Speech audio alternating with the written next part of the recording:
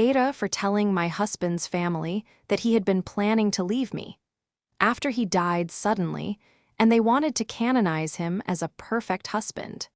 My husband died suddenly in February. He was 43. The grief has been enormous and complicated in ways I was not expecting, because 3 weeks before he died, he had told me he wanted to separate. We had been in the process of that conversation, the early, terrible logistics conversation, when he had a sudden cardiac event and died.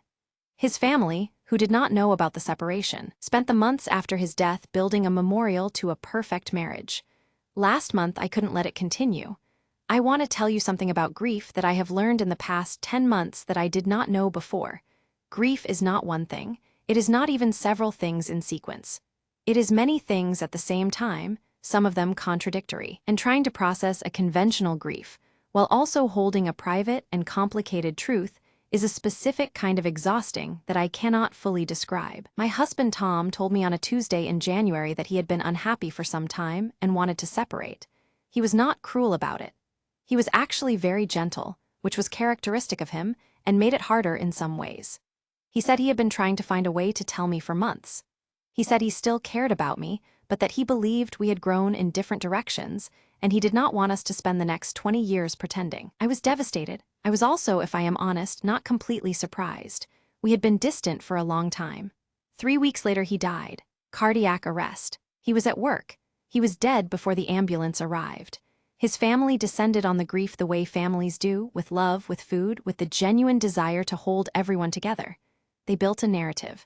They talked about his perfect marriage, about how devoted he was, about the life he and I had built. They meant this with complete love. They did not know. For 9 months, I have participated in the memorial to a marriage that had already ended.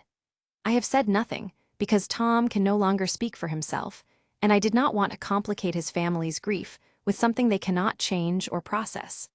Last month, his mother made a speech at a memorial event, in front of 40 people, about how Tom had been the most loving husband she had ever seen, and how she took comfort in knowing how happy he had been. I came home and I thought about 9 more months of this. Then I called his sister. Am I the asshole? Update, 2 months later. Tom's sister, Catherine, received what I told her very quietly. She asked a few questions. She thanked me for trusting her. She said she would think about how to handle it with the rest of the family. She did not tell them everything. She told them, over the following weeks, that Tom and I had been going through a difficult period before his death, and that the marriage had not been as uncomplicated as they had assumed. She did it gently and in stages, and with more grace than I had managed in 10 months. Tom's mother has not called me since Catherine spoke to the family. I expected this. I am not sure how I feel about it. She is a woman in her 70s who has lost her son, and the simplest version of his life is probably the most bearable one, and I have taken some of that simplicity from her. I am sitting with that.